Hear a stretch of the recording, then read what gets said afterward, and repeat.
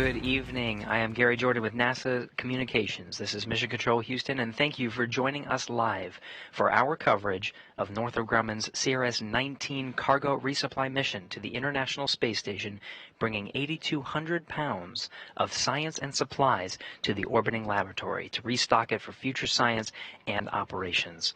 It's a beautiful day for launch over at Wallops Flight Facility. You're looking at a live view of the launch pad. That's Pad 0A at the Mid-Atlantic Regional Spaceport out at Wallops Island in Virginia. Beautiful day, 73 degrees Fahrenheit and sunny. We're looking at launch shortly before sunset over at Wallops Island, tracking down to a T0 at 7:31 p.m. Central Time, 8:31 p.m. Eastern Time. Thanks to all who are tuning into our live coverage this evening from coast to coast. Special shout out to those at the International Space Station Research and Development Conference. For those who are out there, it is thanks to you and your contributions towards science and the relationships that have been built at that conference to bring science on this mission and future missions. Looking forward to all of the collaborations that are made this year for some of the science that we can see in the future. Thanks for joining us. Again, the time of liftoff is 8:31 p.m. and 14 seconds Eastern Time. Everything on track, still tracking a 20% probability of violation. That's 80% go. Weather looks good, and the range looks good for a launch this evening. That 8:31 p.m. Eastern Time is the opening of a 5-minute launch window. We're launching this in August 2023, approaching the 10th anniversary of Cygnus-1, or Cygnus Orb-D1, the demonstration flight of Cygnus, and the first time that Cygnus berthed with the International Space Station. That spacecraft was named after NASA astronaut David Low. George David Low. This spacecraft, CRS-19, is named the SS Laurel Clark. Northrop Grumman is proud to name the NG-19 spacecraft in remembrance and celebration of the NASA astronaut. It is a company tradition to do so. Dr. Clark was an accomplished undersea medical officer and naval flight surgeon prior to her NASA career. During her first and only space flight, CST-107, Dr. Clark and the rest of the crew aboard the Space Shuttle Columbia tragically lost their lives on February 1st, 2003, when the shuttle did not survive re-entry into Earth's atmosphere. Dr. Laurel Clark is remembered by the teams that are supporting this mission from coast to coast. There are 3 operations centers that are watching over the mission today here in Mission Control Houston. The International Space Station Flight Control Room, the destination of the Cygnus, once it separates from the Antares vehicle off of Pad 0A and makes its journey into orbit. We're watching and following along every step of the way. And of course, at the bottom of the screen there, you can see the 2 control centers that are looking after the vehicle you see on the pad at the Wallops Range Control Center. They're watching over the launch of Antares from Pad 0A over at the Mid-Atlantic Regional Spaceport. And of course, Northrop Grumman's Mission Operations Center in Dulles, Virginia, once Antares delivers Cygnus and the 8,200 pounds of cargo, including science and supplies, into orbit. It's a 9-minute ascent that Antares will take Cygnus into orbit. It'll be the folks you see there on the bottom left taking control of the vehicle through the flight to the International Space Station. And then enabling our ME1, ME2, TVC, and EHA buses. All agencies currently reporting green.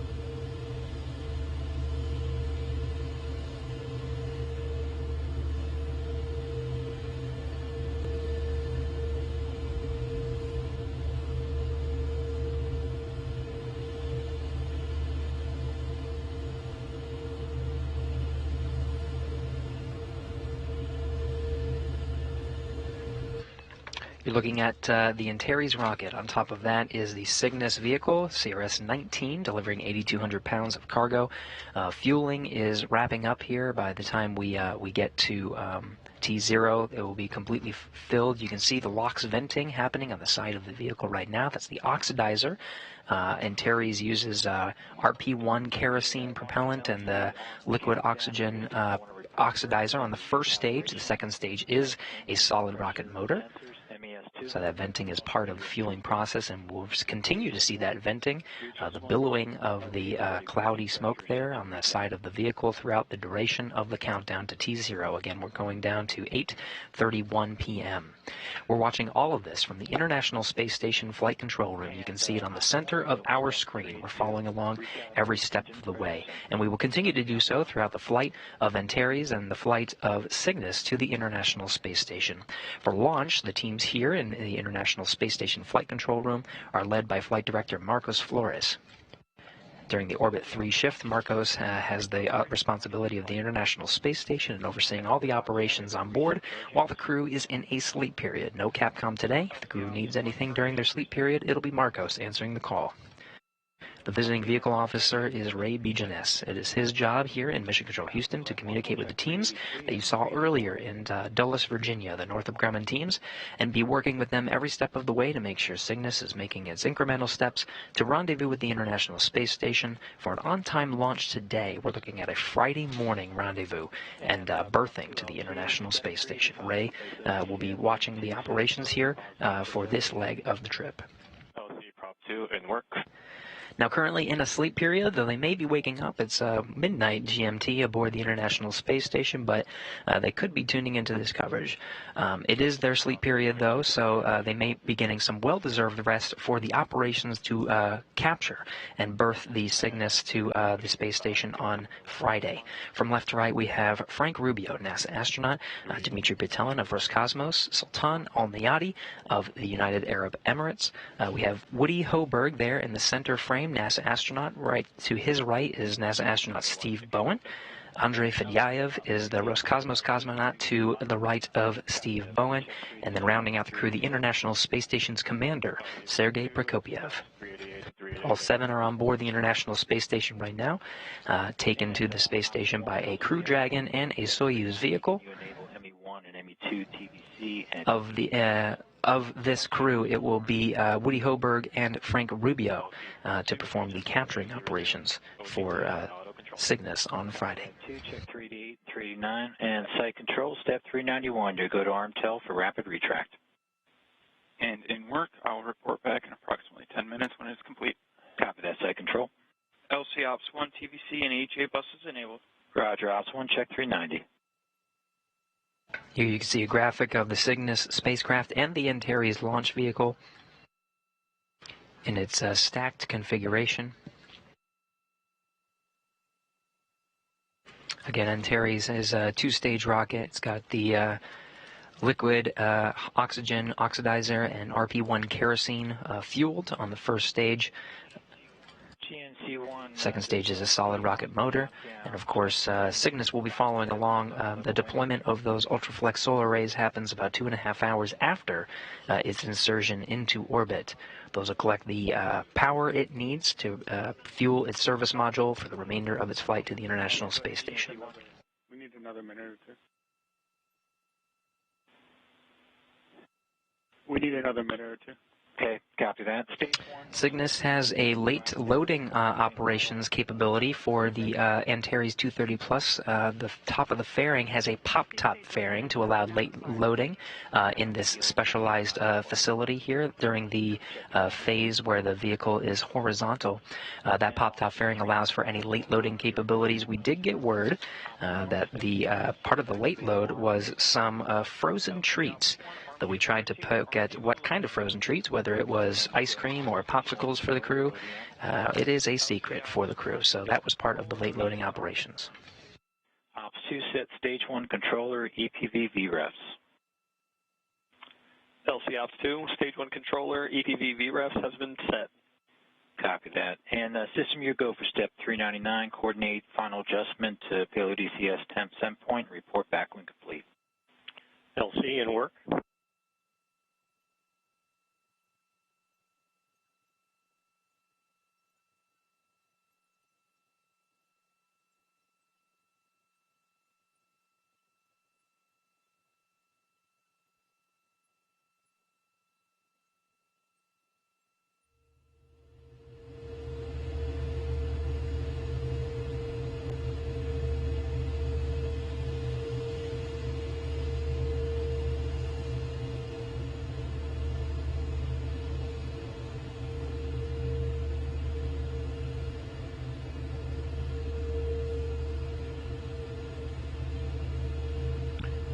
LC system, countdown 1. Go ahead, system. Yeah, LC step 399 complete. Copy, 399 complete. Launch team, we've just passed L-minus 20 minutes and counting.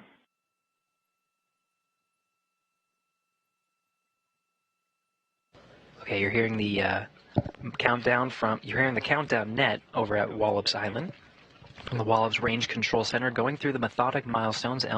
We're 20 minutes away from launch. Everything is looking good as the vehicle transitions to internal power. While we wait and continue to flow through these milestones, we do have a special guest on the line with us to talk us through some of the things that are happening. First, we have Christina Halona, Antares Systems Engineering Program Manager at Northrop Grumman. Christina, do we have you? Hi, Gary. Yes, you do have me. Thank you. I'm excited to be here, and many thanks to everyone joining us today to see a successful Antares launch and Cygnus mission to the International Space Station. Thanks for joining us, Christina. It's been a bit to get this vehicle in its position that we see now. Can you take us through what it took to get Antares into this vertical position, specifically the rollout? Sure. This is Northrop Grumman's 19th mission, as you had stated before, and it definitely takes the entire Northrop Grumman team from Chandler, Arizona, and Dulles, Virginia, months and months to get the Antares 230 Plus vehicle ready for launch. It definitely starts with the vehicle being manufactured there at the Horizontal Integration Facility, which we call the HIF, at Wallops Flight Facility, and then we roll out the Antares rocket to the Pad 0A. It's definitely a rain or shine event. Thankfully, this week we rolled out Antares to Pad 0A, and where we have several engineers, about 20-ish, 30-ish people from various disciplines, and they all walk with the vehicle from the HIF to the pad. It takes the entire team are looking while they're walking out with the rocket. They're making sure that Antares stays level the entire way. We have a requirement where we have to stay within a 1 degree side-to-side requirement the entire rollout, and the whole process takes about 2 hours for Antares to make the trip from the HIF to the pad. And that's all due to the slow pace of the vehicle taking the vehicle on the truck, and we go a staggering 2 miles per hour. So as you can tell, it's 2 miles per hour is pretty slow. So, but we want to make sure we get it to the pad safely, and once it's there, we undergo some more testing on the vehicle, and then it's eventually loaded and then prepped for launch. And it certainly did look like a beautiful day. You got really lucky with the rollout there. Awesome to see some of that footage. You know, this is not the first time you've done this, as you mentioned. It's been a while. You're coming up on 10 years since Cygnus's demo mission to the ISS, and more than 10 years since Antares' maiden flight on April 21st, 2013. When you look back at all that's been accomplished over these 10 years, what sticks out to you? You have 16 successful flights. You've been upgrading the Antares incrementally over these years. What really sticks out to you as you reflect on these past 10 years? The one thing that Northrop Grumman is very happy to share is that Antares has carried approximately 130,000 pounds of cargo to the International Space Station, and our Cygnus spacecrafts in total have hauled away about 91,000 pounds of waste. So, like you said, over the years we have expanded the capabilities of Antares and Cygnus to increase our cargo capabilities. We perform late loads.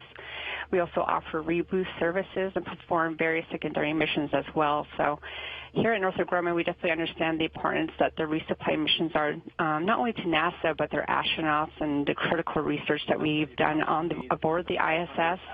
You know, there's been so much, advances of technology that have come from their research in space, and we're definitely honored to be a part of it and excited for all the missions to come, and this one for today, for sure. Very good, and we're hearing some of the milestones in the background. The countdown is continuing. Cygnus's transition to launch mode. We're getting ready to send CRS-19 to the International Space Station, named the SS Laurel Clark. I wonder if this Cygnus, this vehicle, this mission, and the name have any personal significance to you, something that you tie very closely to this specific mission. Hi, Gary. Yes, actually, I was an undergraduate student at Arizona State University when Dr. Laura Clark was picked to be an astronaut, and being a Navajo woman and studying aerospace engineering, along with countless other STEM, women around the world who are wanting to pursue their engineering degrees. It was, it was Laurel. She was an astronaut, she was a medical doctor, a U.S. Navy captain, a space shuttle mission specialist, and the thing that was very special to me is that she was also a fellow astronaut Group 16 classmate of one of my mentors, who was a retired astronaut, Dr. John Harrington of the Chickasaw Nation, who was the first Native American in space. So she really had a tight bond with her entire class, and just knowing that cousin really stuck out to me. And it's her incredible accomplished career and passion for the research in space that helped me cement my work in the aerospace industry. And it's been 20 years since Columbia Space Shuttle tragedy, and where Laurel and 6 others of the astronauts lost their lives. And it's just been amazing to witness Dr. Clark's career achievements that took her career to under the sea and to the stars, basically. And she and the entire Columbia crew of the STS-107 continue to inspire future generations of explorers. And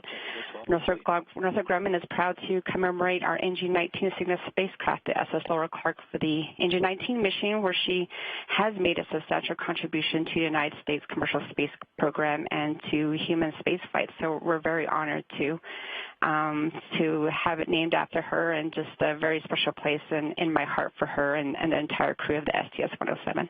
And I think that special place is shared amongst the teams that are supporting this mission. Christina Helona, thank you so much for joining us for the launch show, and we're continuing down towards the T0 here at 8:31. Thank you for coming on, Christina. Of course, thank you.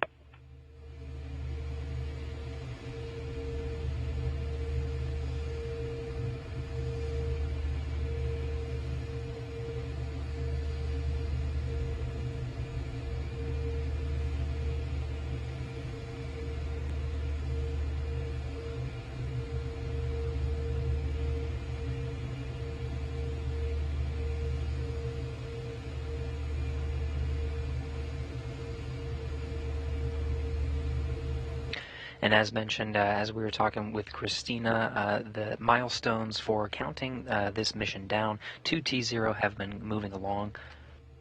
Okay, Launch Team LC, we're coming up on our poll to proceed with final countdown. This is step 414. GSO? GSO is go. RSO? RSO's go. TD? TD's go. Prop lead? Prop lead's go. Stage 1. Stage 1 is go. MES1? MES1 is go. GCE? GCE is go. ACE? ACE is go. Mars? Mars is go. CMD? CMD go. LD? LD is go. NG? Northrop Grumman is proud to honor accomplished NASA astronaut, medical doctor, U.S. Navy captain, and Space Shuttle mission specialist Dr. Laurel Clark. Laurel was a passionate contributor to the space program, improving our understanding of spaceflight effects on the human body. Her crew's successful completion of 80 experiments on the STS-107 mission advanced the bioscience knowledge of plant growth in space.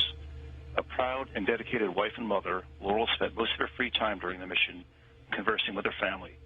But when she did get time to look out, she described it as glorious. It is therefore an honor to return her legacy to space to once again enjoy the view as the SS Laurel Clark and Northrop Grumman are go for launch. Copy that. We are good to proceed with final countdown. Check step 414. Godspeed, Patrick James.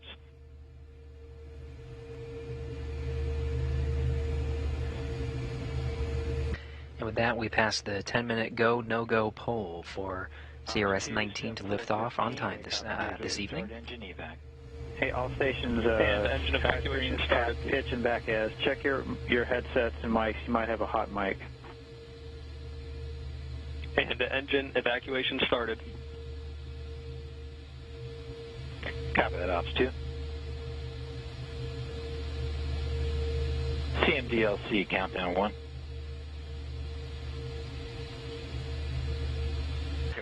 So in the final 10 minutes of this countdown, we'll be following along through the milestones to get Antares prepared for launch. Some of the ones coming up to listen out for in particular at T-minus 5, Antares switches to internal power. Cygnus at this time is switched to its launch mode.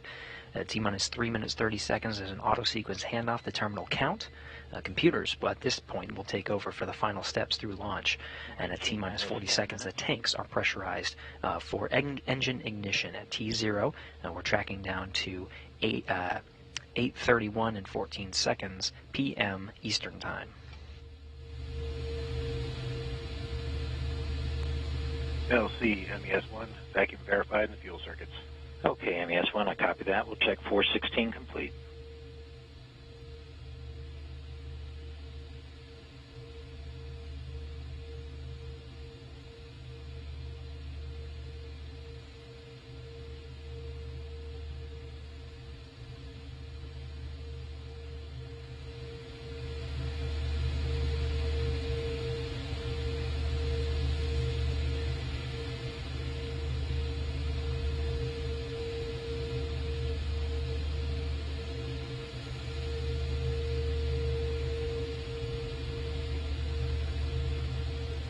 Live shots of the liquid rocket engines that will mix RP-1 kerosene and liquid oxygen. To go to enable ACS VDMs. LC Alps 1, ACS VDMs, internal power on. LC Elect 1, ACS VDMs enabled, voltage nominal, ODM commands are clear. Copy, Elect 1. We'll check step 417 and 418.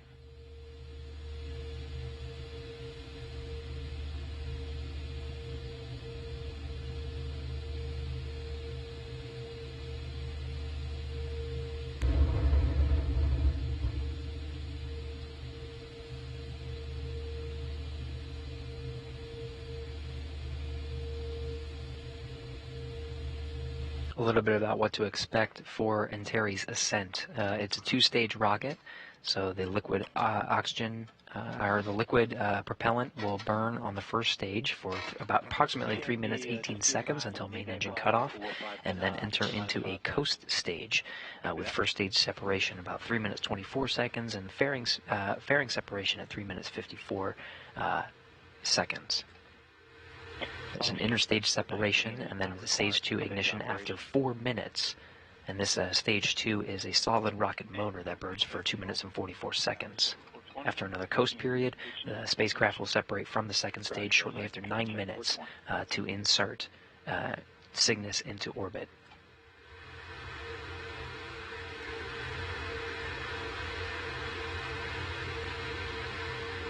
Admin copy.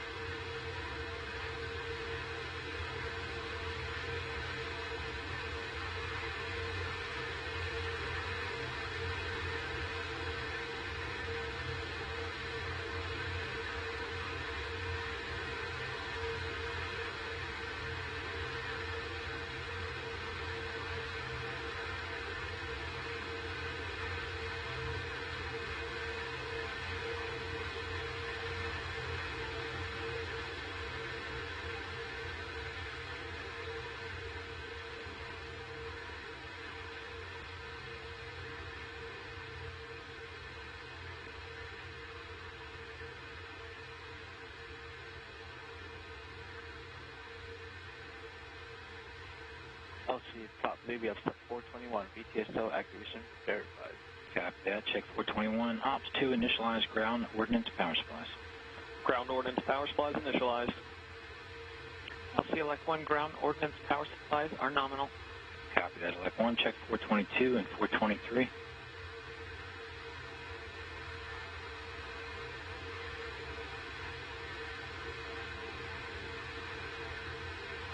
T-minus 6 minutes and counting. The sun is setting on the east coast there. Antares and Cygnus illuminated by the floodlights on the launch pad. That's pad 0A at the Mid-Atlantic Regional Spaceport. Initiated. Time 002503. Copy that. Check 425 complete.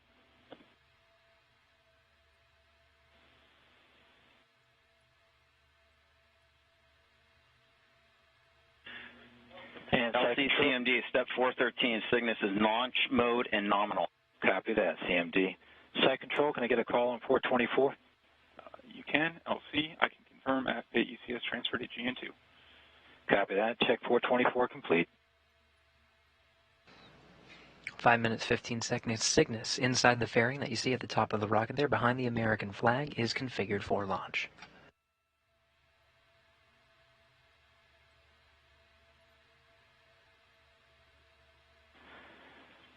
Ops 2 LC, step 426. You go to initiate engine priming. Engine priming started. Copy that. Ops 1, transfer avionics to internal power. LC Ops 1, all internal power on, all external power off. LC elect 1, internal power nominal.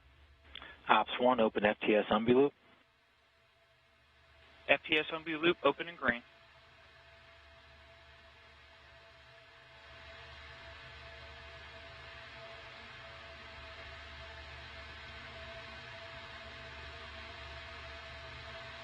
FTLU and FTS receiver indications are nominal. Ops 1, you go to send all arm command. LC Ops 1, all arm command sent. LC elect 1, safe and arms and ODMs are all armed. NASA TV, report range status. Range is green.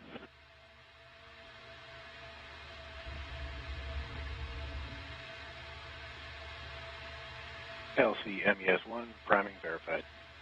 Copy that. MES1, check step 434.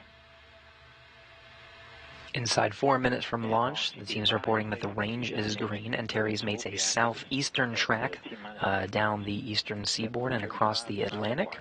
If you're on the East Coast, there are maps that allow for certain visibility of Antares, and in this night sky, you may get a good view, though we are hearing it is a bit hazy on the upper altitudes, so there might be some cloud coverage that prevent sightings, but for those that are close to the Mid-Atlantic Regional Spaceport over on Wallops Island, there may be some sightings through the first leg of ascent. 3 minutes, 15 seconds and counting. LC elect 1, FC command is in flight mode. Copy that. Check 437.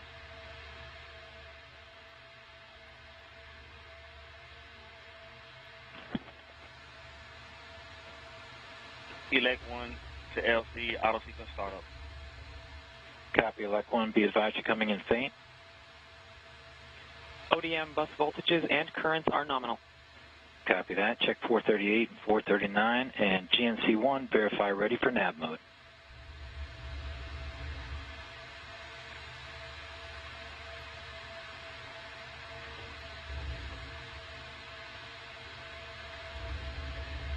LC GNC1, ready for nav. Copy that. Ops 2, switch to nav. LC Ops 2, switched to nav. Check 441.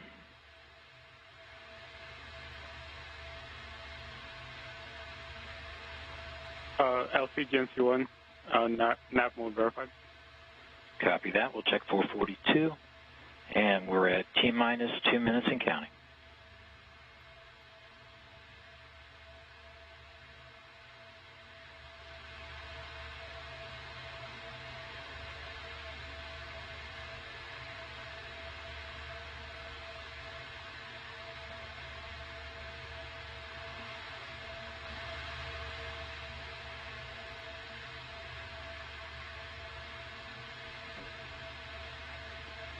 T-minus 1 minute, 30 seconds.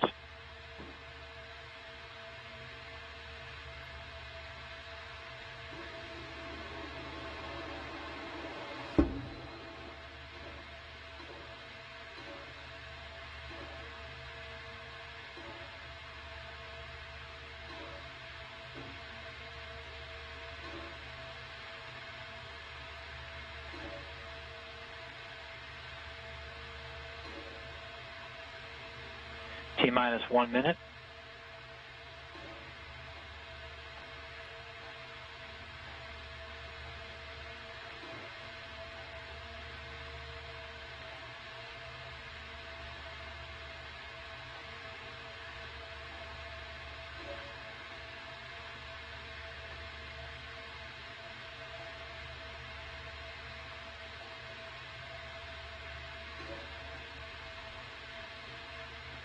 T-minus 30 seconds.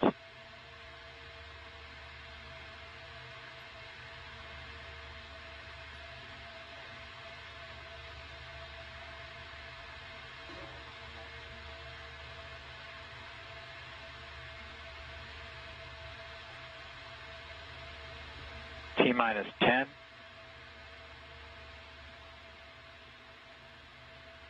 5, 4, 3, 2, 1.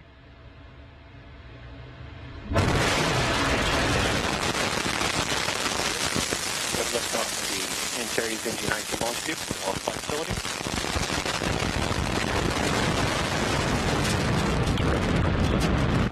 Antares taking Northrop Grumman's Commercial Resupply Mission 19 into orbit to the International Space Station.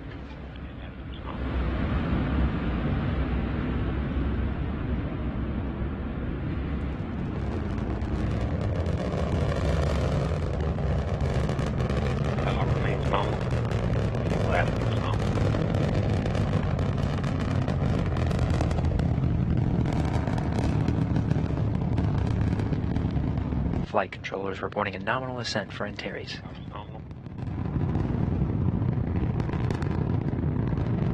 Attitude nominal. Core pressurization is nominal. Engines remain at 100% thrust and steady. Stage 1 TBC is nominal.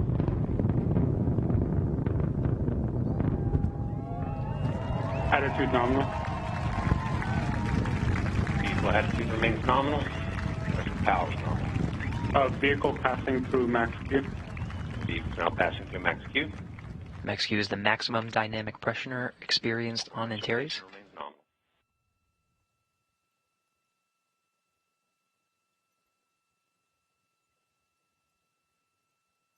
Core pressurization valves are nominal.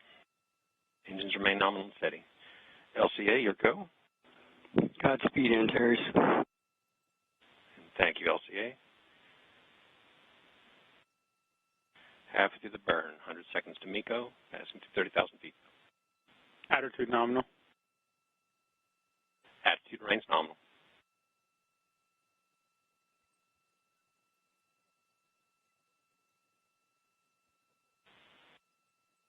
Engine remains nominal, steady at 100%.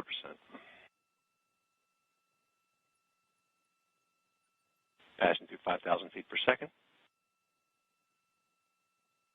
Core pressurization remains nominal. Electrical power is nominal.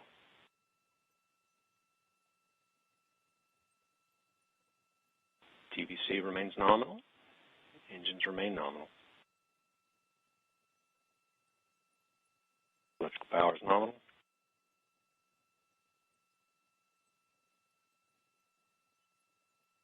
Core position is nominal. We're approximately 40 seconds from MECO.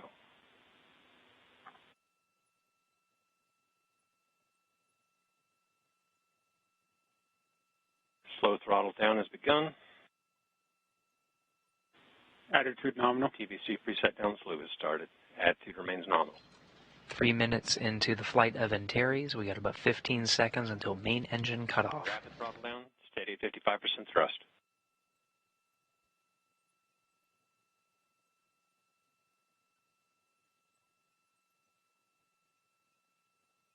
And we have main engine cutoff.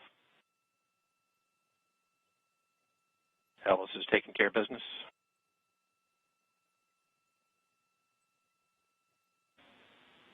We have stage separation. Switching to animation with confirmed stage separation as we lose Antares into the clouds on this hazy evening. Enabled. ACS is enabled. Stage 2 ignition time expected at mission time 2:46. Stage 1 ignition expected in approximately stage 2 ignition expected in approximately 10 seconds. Fairing is separated. Antares currently in a coast phase. Stage 2 ignition and TVC battery is nominal. Second stage solid rocket motor has ignited. Power remains nominal. The stage will burn for 2 minutes and 44 seconds. The Castor 30XL will burn for approximately 2.5 minutes.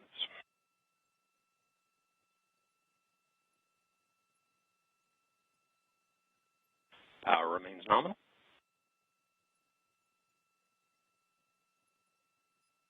Stage 2 TVC is nominal.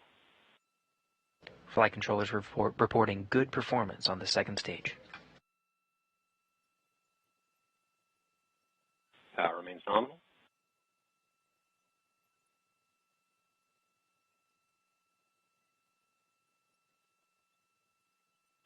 TVC remains nominal in stage 2.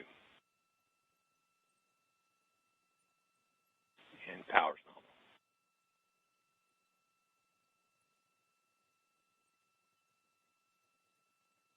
We are approximately 100 seconds from stage 2 burnout. Attitude still nominal. Attitude remains nominal. TVC is performing nominally.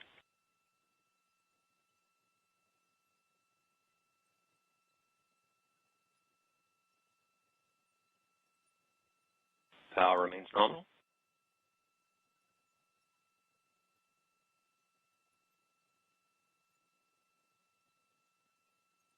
Stage 2 TVC remains nominal. Power is nominal.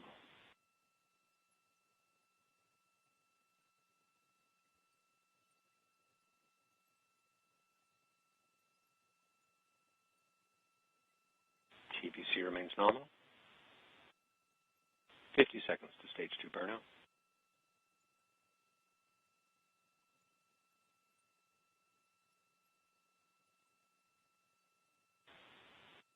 TVC, electrical power remain nominal.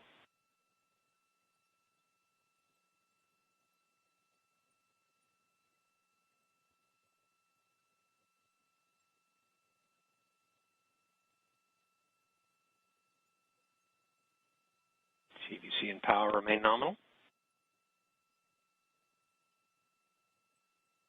We're beginning to see tail off in the motor pressure, and we have stage 2 burnout.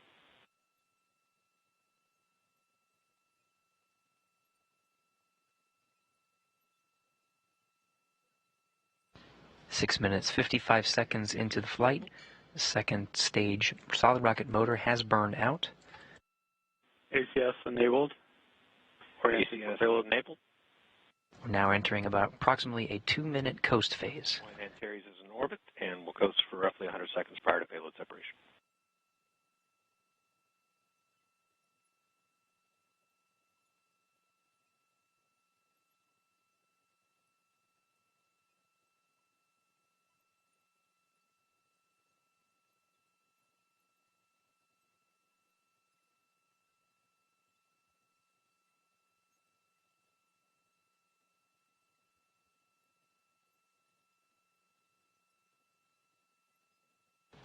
Seven minutes, 45 seconds into the flight of Antares. After spacecraft separation, it will take approximately 2 hours, 30 minutes until the solar arrays are unfurled to start collecting power for the Cygnus vehicle. Shortly after spacecraft separation, we'll have a representative from the International Space Station program online to provide some comments on the flight of Antares and some comments on Cygnus's journey to the International Space Station. We'll plan to wrap our coverage shortly after orbital insertion, but please stay tuned for updates online on the solar array unfurl.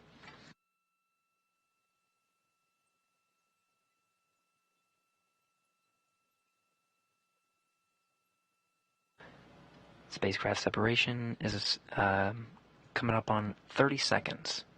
Power remains nominal. Vehicle continues to coast prior to payload separation.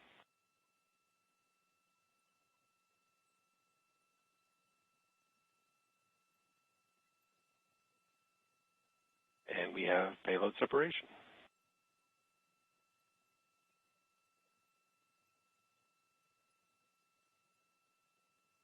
And the flight control teams confirm the visuals you're seeing here on the animation. Cygnus has separated from the Antares second stage, flying free and beginning its journey to the International Space Station.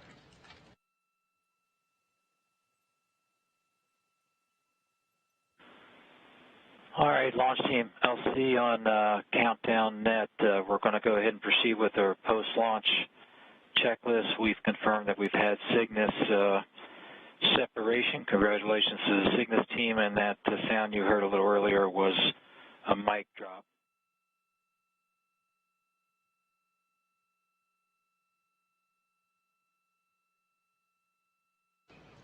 You're getting a live view of the Wallops Range Control Center. This is the team that was overseeing the launch of Antares from Pad 0A over at the Mid-Atlantic Regional Spaceport.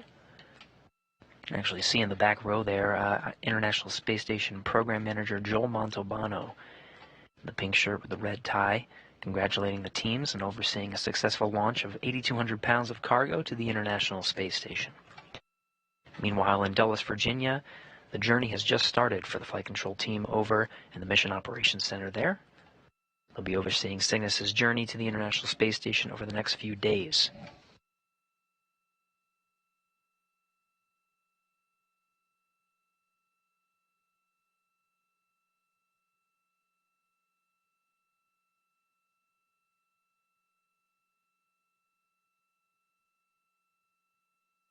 Of course, the operations today were executed by the team you see on the screen here, International Space Station Flight Control Room. We've been monitoring every step of the countdown and Antares flight and delivery of Cygnus into orbit. Successful delivery from Wallops. Thanks to the Wallops Range Control Center team there, all shaking hands and congratulating each other. And of course, Northrop Grumman Mission Operations Center. They'll be overseeing Cygnus's flight, as well as us here in the International Space Station Flight Control Room to ensure a safe journey over the next couple of days until Friday morning when Cygnus arrives at the International Space Station and is captured by the station's robotic arm.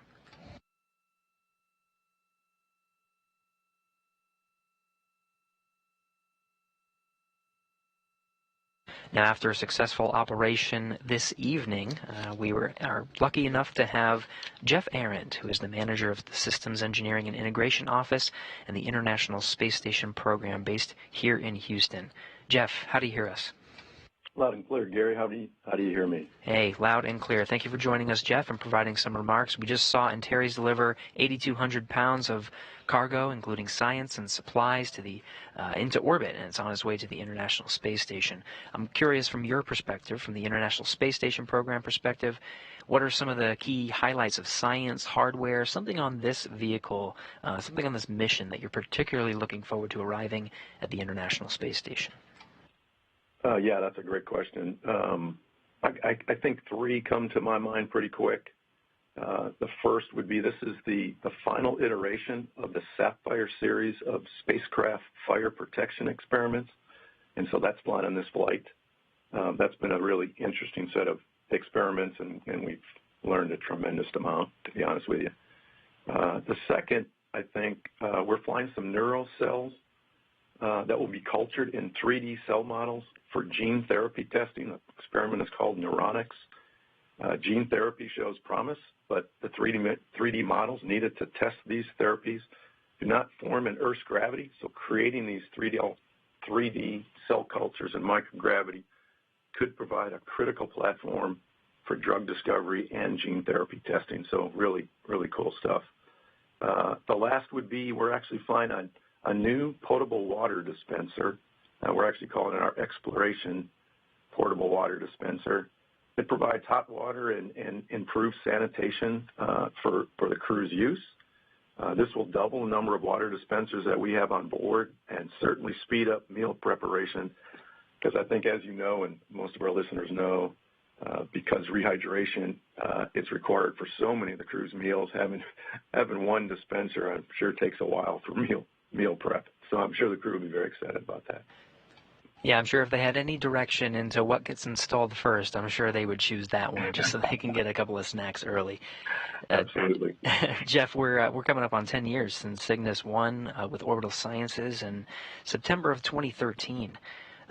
When Cygnus berthed first to the International Space Station for a demonstration mission. Now we're 10 years into it. We're talking about the Commercial Resupply Service's 19 mission. So if you reflect on the past decade, what can you say about the impact of commercial cargo operations for International Space Station and continuing to support the operations? Yeah, in a word, I'd say essential. Critically essential. I don't think that's almost redundant, but with the retirement of the Space Shuttle, we lost our capability to resupply the ISS. And cargo resupply from U.S. companies is critical to our mission. I can't emphasize that enough. It ensures our national capability to deliver critical hardware, science research, significantly increases the ability of NASA to conduct new investigations.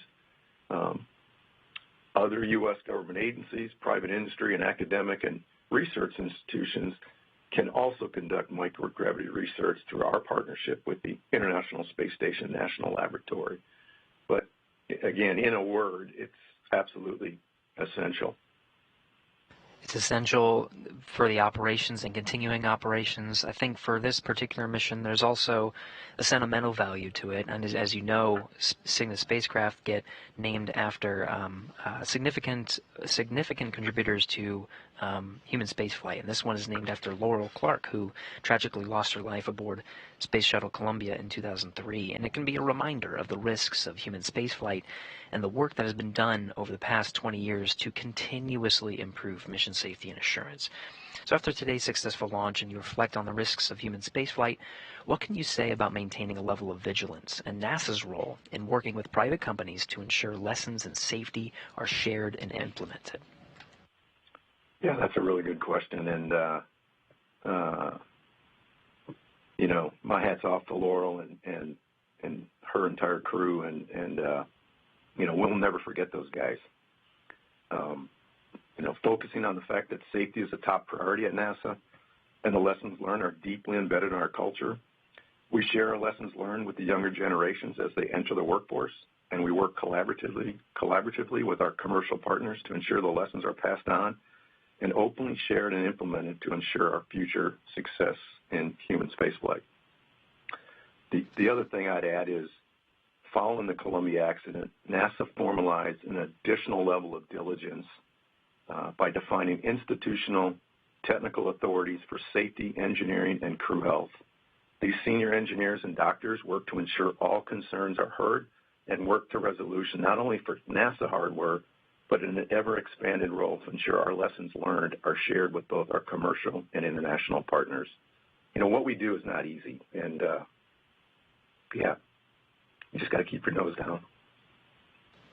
Powerful words, Jeff, and I think it's a testament to the success of this launch. It makes it looks easy that we just lift off the pad and go into orbit, but certainly a lot of work was put into it. Jeff Aaron, thank you so much for joining us for today's coverage and providing these remarks. Appreciate you coming on. Yeah, thanks so much, Gary. Appreciate it. That was Jeff Aaron, Manager of Systems Engineering and Integration Office at the International Space Station Program.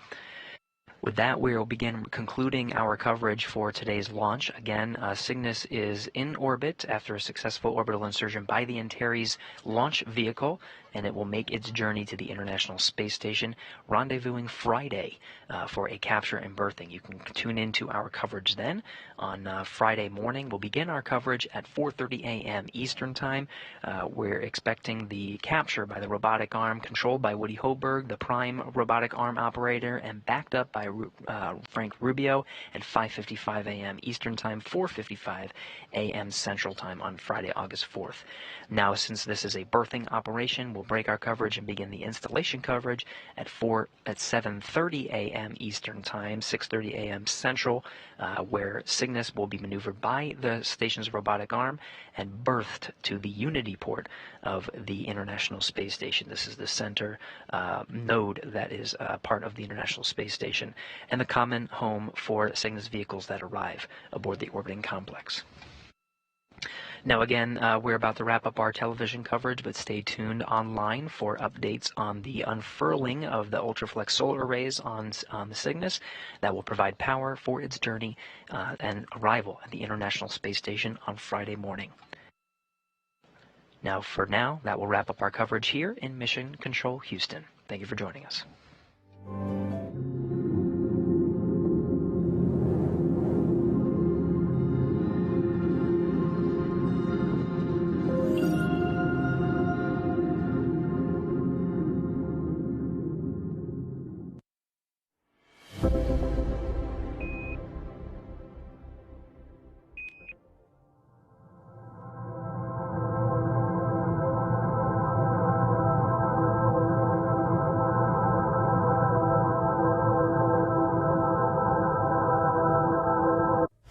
It's a new era of pioneers, star sailors, thinkers, and adventurers. 3, 2, 1, 0. All engine running.